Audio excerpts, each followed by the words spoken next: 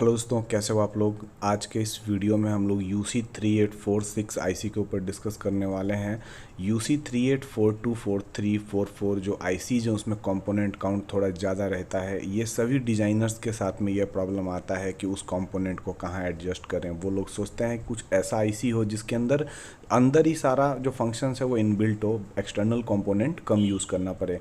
तो यहाँ पे UC3846 आईसी बहुत इंटरेस्टिंग है, आप चाहो तो इसको यूज़ कर सकते हो।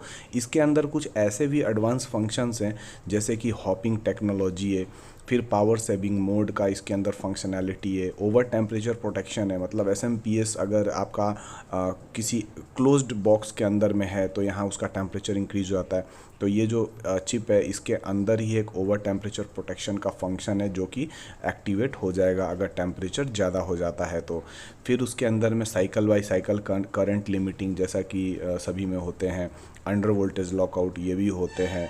फिर उसके बाद एक और इसके अंदर ख़ास बात यह है कि इसमें पावर सेविंग मोड है, जिसमें अगर आप लाइट लोड में चला रहे हो तो इसके लिए कुछ अलग फंक्शन है, अगर हाई पावर मोड में चला रहे हो तो उसके लिए अलग फंक्शन है। इसका जो पिन डिटेल्स है वो UC सीरीज़ के UC38 सीरीज़ के जितने भी आईसी हैं उससे काफ़ी डिफरेंट है। यहाँ पे फर्स्ट वाला जो पिन है वो गेट है, सेकंड सप्लाई है, थर्ड कनेक्टेड नहीं है, फोर्थ वाला जो है वो करंट सेंस का है, और फिफ्थ वाला जो है यहाँ से हम लोग को फ्रीक्वेंसी सेट करना रहता है। जनरली एक रजिस्टर आप एक्सटर्नली यूज़ करोगे तो आपका फ्रीक्वेंसी सेट हो जाएगा। सेवन्थ वाला जो है वो फीडबैक लाइन है, यानी कि यहाँ पे हमें फीडबैक देना रहता है कि आउटपुट वोल्टेज ऑप्टो कपलर इसके लिए यूटिलाइज करते हैं। और एट्थ वाला जो पिन है वो इसका ग्राउंड का है। अभी हम लोग इसके ब्लॉक डायग्राम के ऊपर डिस्कस करेंगे। ब्लॉक डायग्राम बेसिकली एक ब्लॉक डायग्राम रहता है जिसके अंदर में सभी स्कीमेटिक डायग्राम रहता है कि यहाँ पे under voltage protection, over voltage के लिए जो ऑप एम्प्स लगाए गए होते हैं वो सभी दिखता है। लेकिन यहाँ पे कुछ इस फॉर्म में है तो यहाँ पे इतना डिटेल्स में बात हम लोग नहीं कर पाएंगे, लेकिन फिर भी इसको समझने का कोशिश करेंगे।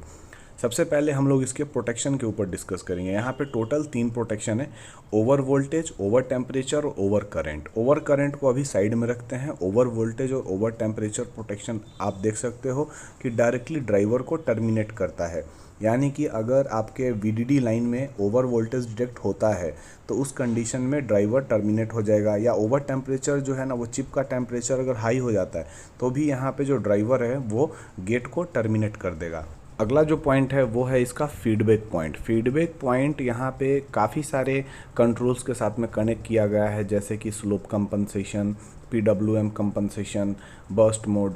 और यहाँ पे ये काफ़ी अच्छा फंक्शन एक क्रिएट करता है। जैसे कि सबसे पहले फीडबैक पॉइंट जो है वो आप ये जान लीजिए कि एक्टिव हाई होता है। ये इंटरनली वोल्टेज रेफरेंस से कनेक्ट होता है। अगर आप इसको ओपन रखते हो और यहाँ पे वोल्टेज मॉनिटर करोगे तो आपको 6.5 वोल्ट मिलेगा, यानी कि जो इंटरनल रेफरेंस वोल्टेज है वही आपको यहाँ पे दिखता है। इससे आप इंटरनल रेफरेंस वोल्टेज को भी इसी वे में मॉनिटर कर सकते हो। अब होता क्या है कि जो फीडबैक पॉइंट है वो ऑप्टो कपलर से कनेक्ट रहता है, तो यहाँ पे हम लोग एक स्विचिंग दे करके एक मॉडरेट वोल्टेज क्रिएट करते हैं।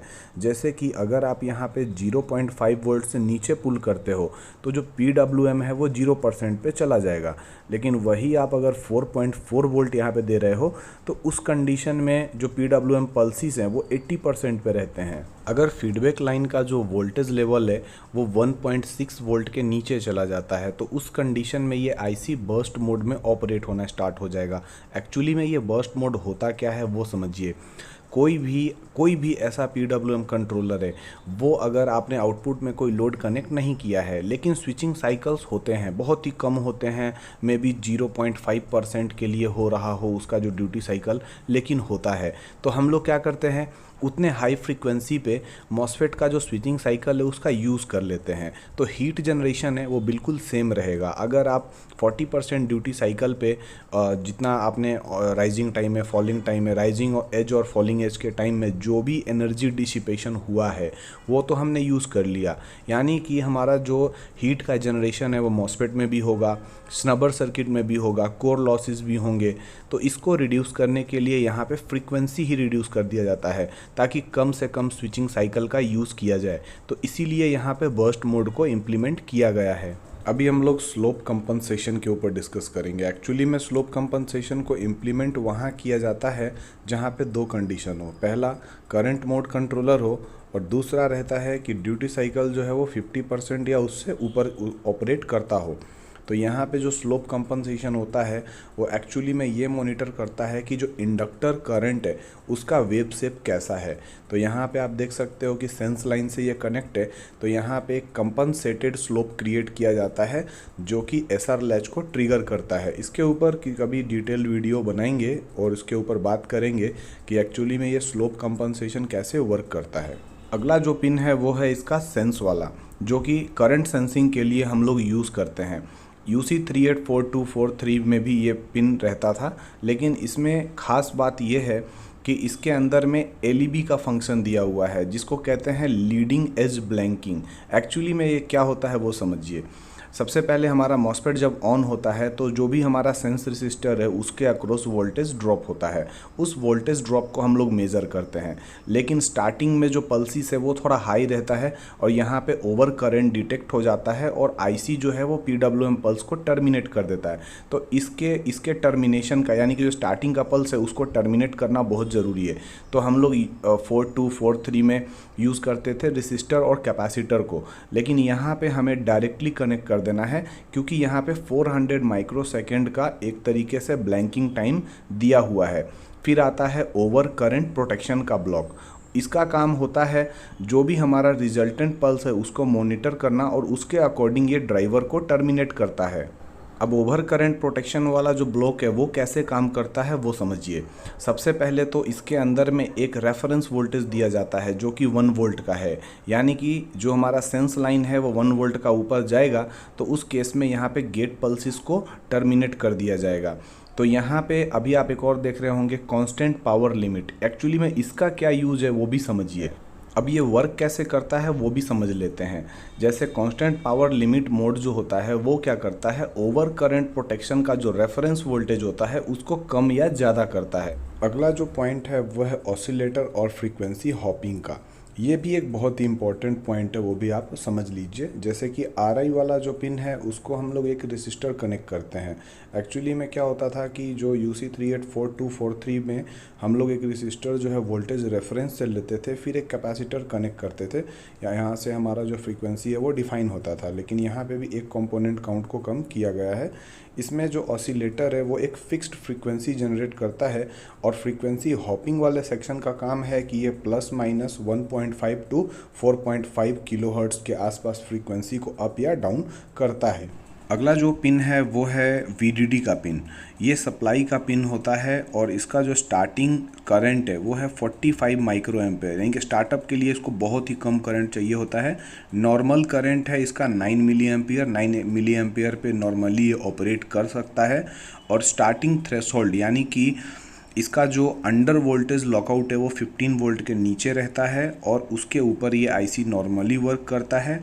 25 वोल्ट जो है वो ओवर वोल्टेज प्रोटेक्शन एक्टिवेट कराने के लिए रिस्पॉन्सिबल है, मतलब 25 के ऊपर आप देते हो तो ओवर वोल्टेज प्रोटेक्शन एक्टिव हो जाएगा।